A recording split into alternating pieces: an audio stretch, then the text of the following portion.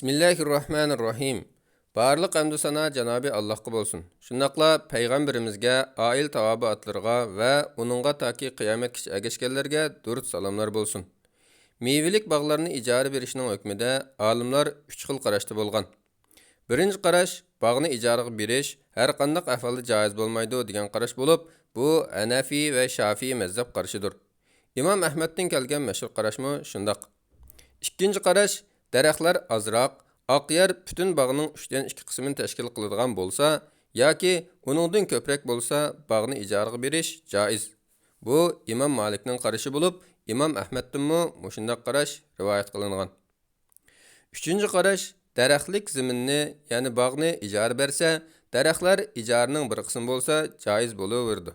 Bu Hanbali mazhab olimlaridan Ibn Aqil qatorliqlarning qarashi bo'lib, bu qarashni Imom Ibn Taymiyya bilan shogirdi Imom Ibn Qayyim rahmatullohi alayhilar tarjih qilgandir.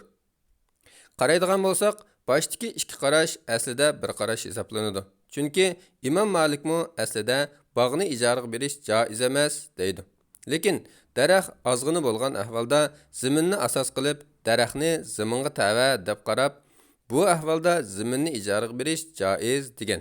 Demak, ijara qilingan narsa zamin.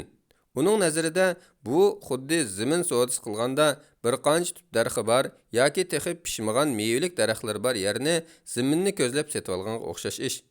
Demak, bu masalada, ya'ni mevalik bog'ni daraxtlarni ko'z tutib ijaraga berish va elish masalasida qarash ikkiga xulosalandi. To'rt mazhab olimlarini o'z ichiga olgan ko'pchilik olimlar bog'ni ijaraga berish va elish joiz emas desa, Imom Ibn Taymiyya qatorliq bir qism olimlar joiz deb qaragan. Ko'pchilik olimlarning cheklashda asoslangan dalillari: birinchi, Abdullah ibn Umar radhiyallohu anhuma rivoyat qiladi-ki, Rasululloh sallallohu alayhi va sallam sotquchi va olg'uchini mevani saq pishqanligi ma'lum bo'lmoqcha setishdan to'sgan. İkincisi, Cabir ibn Abdullah radhiyallohu anhuma'ning mundaq degan: Rasululloh sallallohu alayhi va sallam muhabaratdan, ya'ni yerni chiqadigan usulning ma'lum o'lishiga setishdan, muhaqaladin, ya'ni bashaqdagi bug'doyni ügüt bug'doyga setishdan, shoxdagi o'l mevani quruq mevaga setishdan, mevani pishqanligi ma'lum bo'lmoqcha setishdan chekladi va mevani tilla va tangidan boshqa narsalarga setishdan chekladi. Faqatla araya, ya'ni mevasi boshqalarga beritilgan xurmaning o'l mevasila quruq xurmaga shexida mo'ljallanib setilsa bo'ladi. Sahih Muslim rivoyatlarining ba'zida yana muavama savdosi qilishdan to'sdi deb kelgan bo'lib, buning ma'nosi bir daraxtning mevasini 2, 3 yoki uningdan ko'proq muddat setishdir. 3. Ba'zi olimlar bog'ni ijaraga berishni cheklash ijmo deb qaragan. Masalan, Imom Ibn Munzir barliq olimlar bir qancha yilning mevasini satsa joiz bo'lmaydiganlikqa birlik kelgan degan. Ko'pchilik olimlar yuqoriqilarga asoslanib mundaq deb turib olgan. Bog'ni ijaraga bersa, texib pishmagan mevani bir yoki bir necha yil sotgan bo'ladi. Hadisda cheklaganimi, ijmo bilan cheklaganimi mushu ishdir. Chunki bu noma'lum narsani setishdan iborat.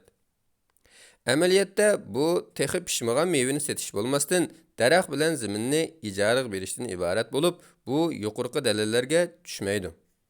Ijmo bilan cheklandi deb qaralgan masalami bog' ijaraga berish masalasi emas, balki daraxtlarning bir qancha yilning mevasini setishdan iborat.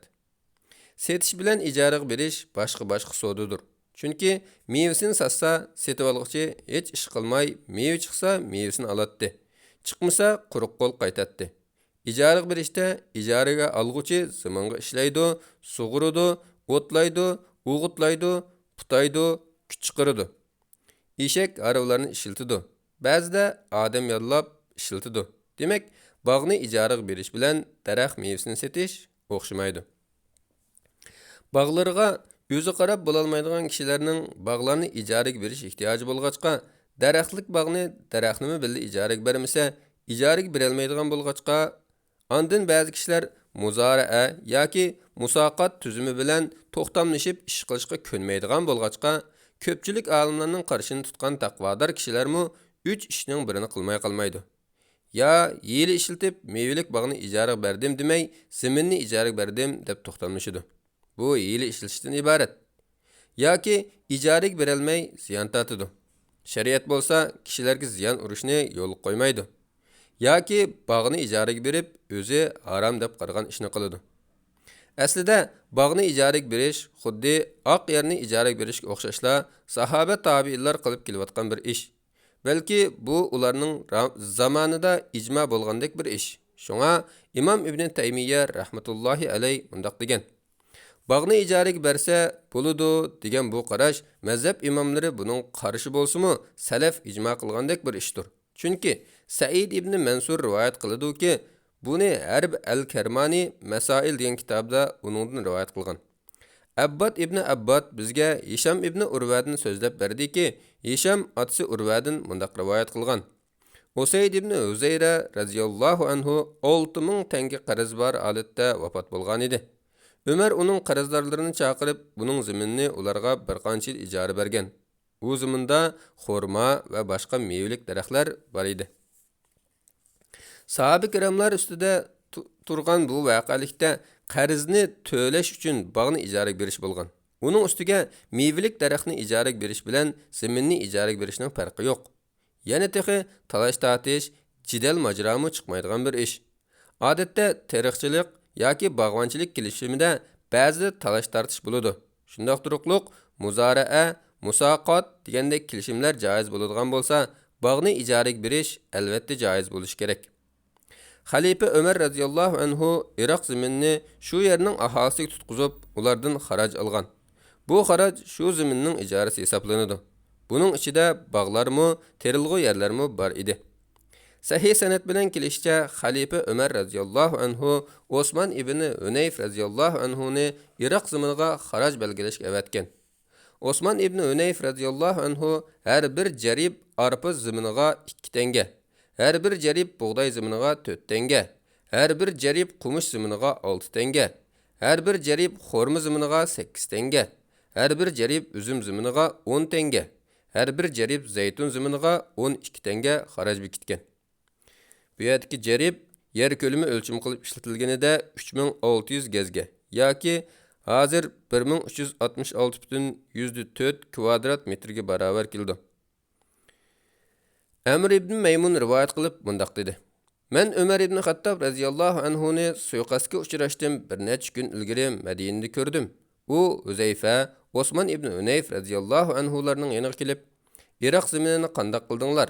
U yerga ko'tarolmagudek xaraj yuklayotmagansizlar degan edi. Ular: "Yo'q, biz u yerga muvofiq xaraj bekitdik, ortiq bekitilgani yo'q" dedi. "Qayta ko'zdan kechiringlar, u yerga ko'tarolmagudek xaraj yuklab qo'ygan bo'lmanglar yana" degan edi. Ular: "Yo'q" dedi. "Agar Alloh meni salomat qilsa, Iroqning tul xotinlarini mendan keyin mengu boshqa biriga muhtoj bo'lmaydigan qilib etmasam" dedi. Shu gapni qilib 4-kun kelar kelmas suiqasdga uchirdi.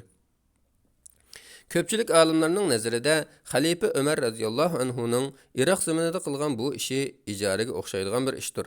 Faqatla umum musulmonlar uzluksiz foydalansin deb uningga muddat belgilangan yeri bor. Xaraj bo'lsa shu zaminning ijara haqqidir. Mana bu daraxtlik zaminni, ya'ni bog'larni ijaraga berishning dal o'zidir. Bu ish Xalifa Ömer radhiyallohu anhu va uning zamonidagi va undan keyingi musulmonlar ittifoqqa kelgan ishlar jumlasidandir. Yuqorqilardan bog'larni ijaraga bersa bo'ladi degan qarash dalil jihatdan kuchli ekanligi ma'lum bo'ladi. Buning asosan mevalik bog'larni pulga ma'lum muddat ijaraga bersa bo'ladi. Ijara bergan ahvolda bog'dan chiqqan hosilning o'shirisini bog'ning egisi emas, ijaraga olg'uchi beradi. Chunki ijaraga olg'uchi hosilning egisidir. Bog'ni sug'urishda chiqim qilgan ahvolda har qatim hosil olganda 5% o'shirib beradi. Bekorga sug'argan ahvolda 10% zakot beradi. Bog'ning egisi ijaradan kirgan kirimiga qo'lidagi boshqa iqtisod bilan billa yilda bir qatim 2,5% miqdorda zakot beradi. Biz yuqorida olimlarning dalillarini shundaqla shaxsiy qanoatimizni bayon qilib qo'ydik. Endi so'rg'uchi qaysi qarash qanoat topsa, shu bo'yicha ish qilsa bo'ladi. Vallohu alam. Fatvoda Doktor Abdulaziz rahmatulloh 2011 yili 11 oyning 28 kuni.